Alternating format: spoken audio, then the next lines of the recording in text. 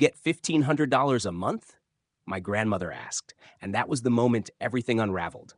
My parents had taken $54,000 meant for me and given it to my brother, then lied about it openly in front of our entire family. My name is Noah. I am 21 years old, and during my grandmother Eleanor's 75th birthday celebration, a single question exposed a network of deception that nearly broke me. Before I explain how I uncovered a lie so deep it threatened my future, let me know in the comments where you're watching from.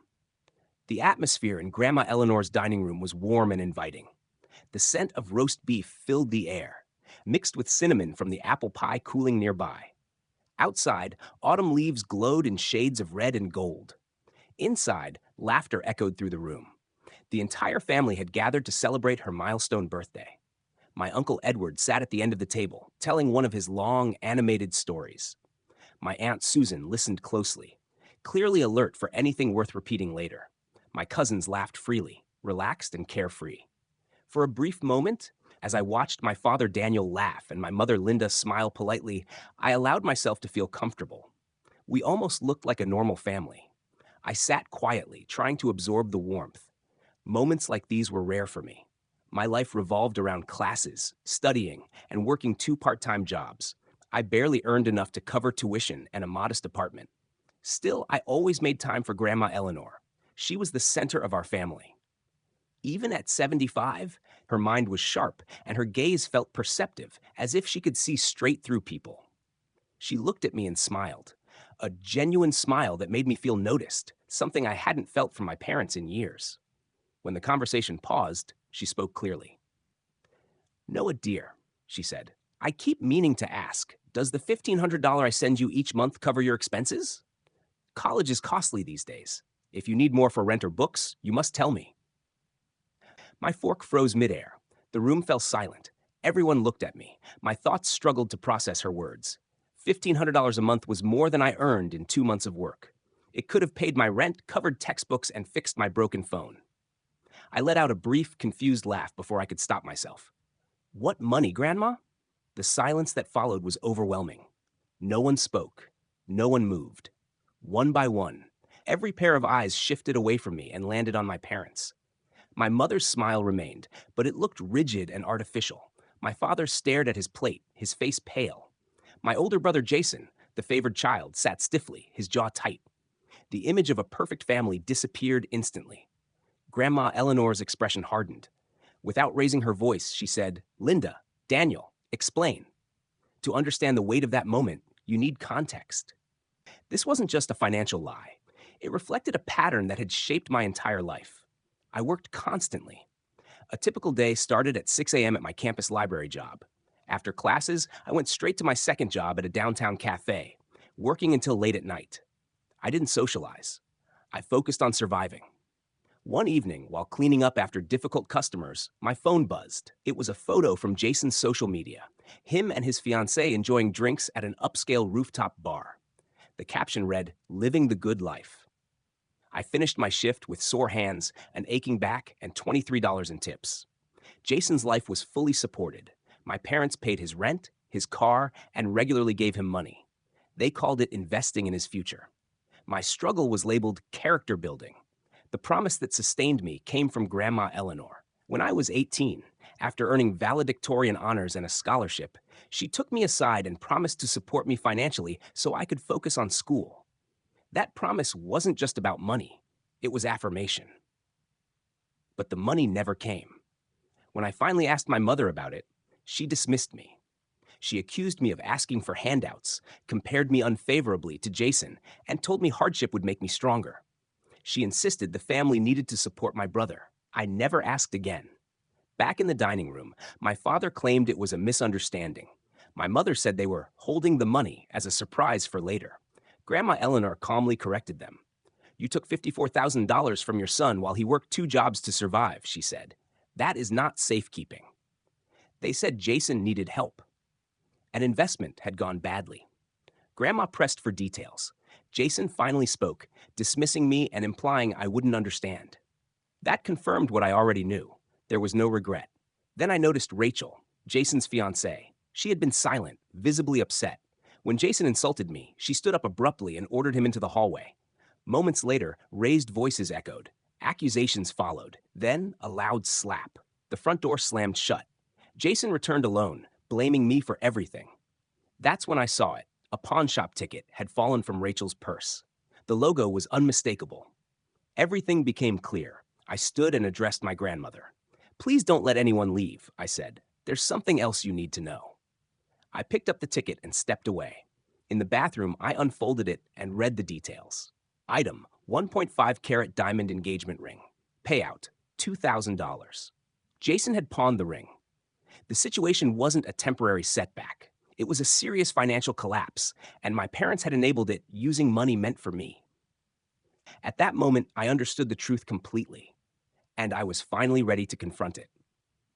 "If you want," Father stared at the floor, studying his shoes as if they held answers. Deflection was his specialty. For years, he and my mother had built a distorted reality around Jason, shielding him from consequences. I realized then that a pawn ticket alone was not enough. I needed evidence that could not be explained away, something undeniable. And I knew exactly where to look. Jason's old bedroom was upstairs. He was staying there for the weekend, and the room reflected his stalled direction in life. It was a place where neglected details and buried secrets could easily collect. I took a steady breath, unlocked the door, and stepped into the hallway. The family was still in chaos. No one noticed as I passed the dining room and climbed the wide staircase. Each step felt deliberate. I no longer felt like a guest in the house. I felt like an investigator moving through a familiar crime scene. The upper hallway was dim and quiet. Jason's room was at the far end. I opened the door carefully and slipped inside, closing it behind me. The air smelled of unwashed clothes and cheap cologne. Clothing covered the floor. A half-empty bag of chips sat on the desk. The room showed no signs of ambition or progress. It looked frozen in adolescence. I scanned the space for anything unusual. I started at the desk, sorting through junk mail and old textbooks. Nothing stood out. I checked beneath the bed, brushing through dust and finding only a lost remote control. Doubt crept in. I wondered if I had imagined the connection. As I turned to leave, I heard footsteps in the hallway. My heart raced. I quickly crouched between the bed and the wall, holding my breath. The steps paused outside the door. Seconds felt endless. Then the footsteps moved away. I exhaled slowly, my hands shaking. This was my chance, and I could not waste it. My attention shifted to the closet. It was a cramped walk-in filled with items Jason hadn't touched in years. On the top shelf, pushed far into the corner, sat an old Nike shoebox covered in dust. Its neglect made it suspicious. I dragged over a desk chair, climbed up carefully, and pulled the box down. Dust filled the air as I sneezed. I sat on the bed and opened it. There were no shoes inside. Instead, the box held a thick bundle of papers, secured by a brittle rubber band that snapped apart in my hands. The first documents were overdue credit card statements and final notices from phone companies, all in Jason's name.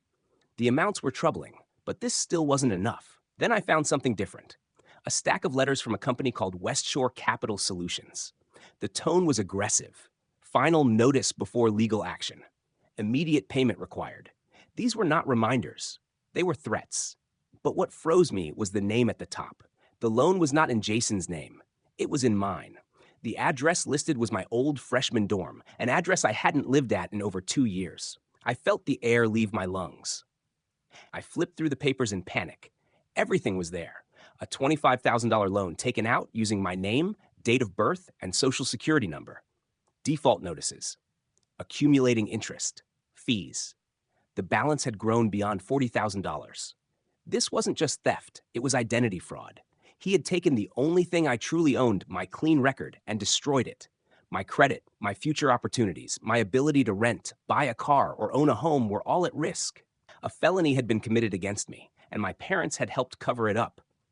The realization hit hard. The $54,000 was not for a failed investment. It was damage control. Money used to keep creditors quiet before they reached me. The anger I had felt earlier was nothing compared to this. This was deliberate, planned, cold. My shaking stopped. Clarity replaced fear. This was no longer about pain. It was about accountability. I gathered the pawn ticket and the letters, stacking them neatly. I wasn't hiding anymore. I had evidence. I left the room and went straight to my grandmother's study. I knocked firmly. She was inside, seated in her chair, staring out into the darkened garden. The strength she had shown earlier was replaced by exhaustion. I said nothing. I placed the pawn ticket on her desk, then the letters. I turned the top page so she could read it. "This is the rough patch," I said quietly. She read. Confusion turned to disbelief, then to fear. Her eyes stopped on my name. "Noah," she whispered. "It's a loan," I said. "Taken out 2 years ago using my identity." She read every page. When she finally looked up, her grief was gone. In its place was a controlled, icy anger.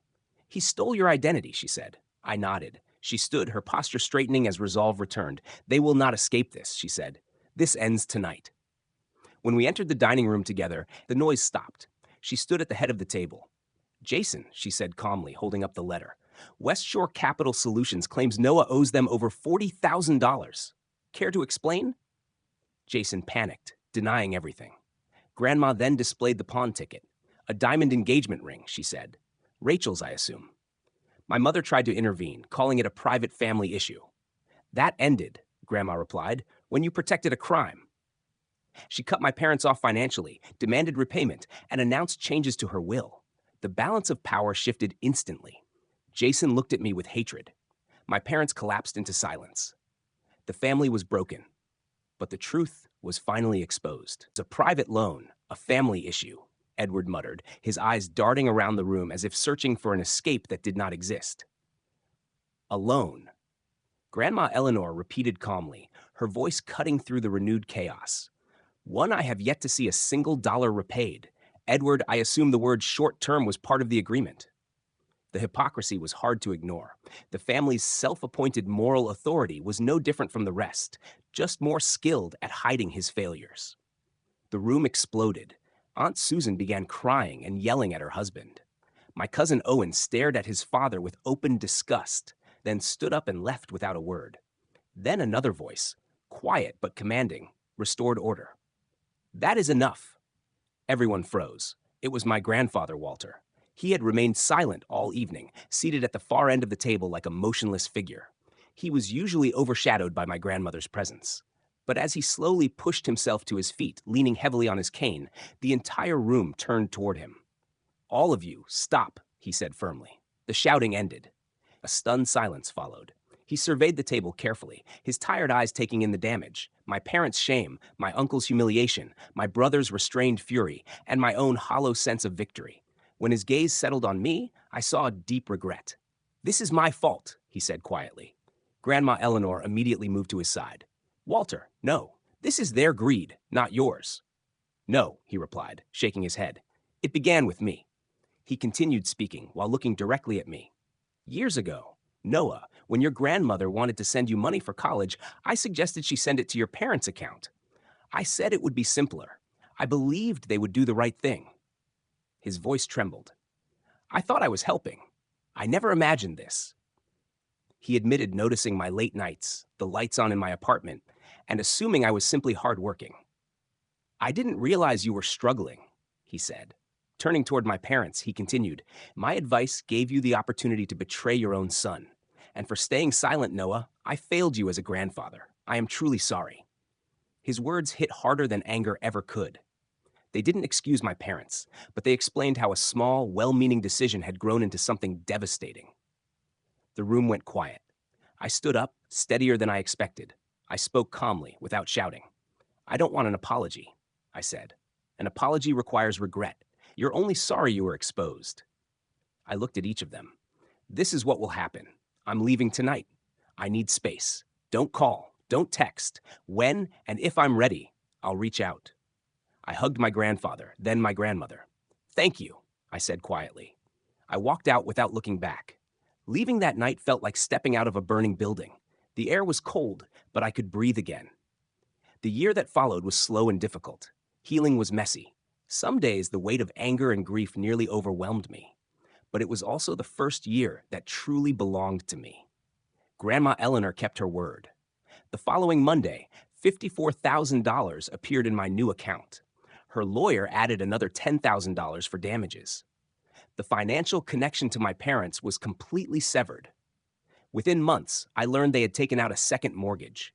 Jason's car was sold. The safety net that had protected him disappeared. The money didn't change me the way people expect. I quit my night job at the cafe and kept my library job because I loved the calm. For the first time, I focused fully on school. My grades soared. I made the dean's list every semester. I built a real support system. Owen became my closest ally. My roommate Leo supported me without judgment. My grandparents and I rebuilt our bond over weekly dinners. My parents tried to reach out. Jason left angry messages. My mother sent guilt-filled letters. None included accountability. I blocked them. A year later, my father called, asking me to come for Thanksgiving. I declined, not out of spite, but self-preservation. Today, I'm finishing college. I've been accepted into a top graduate program. I have meaningful relationships. I have peace. I still feel sadness for the family I hoped for. But I no longer doubt my worth. The money was never the real issue. The betrayal was convincing me I mattered less. Losing everything taught me something essential. My value belongs to me. Thank you for listening to my story. If you've ever had to fight for your own worth, you're not alone.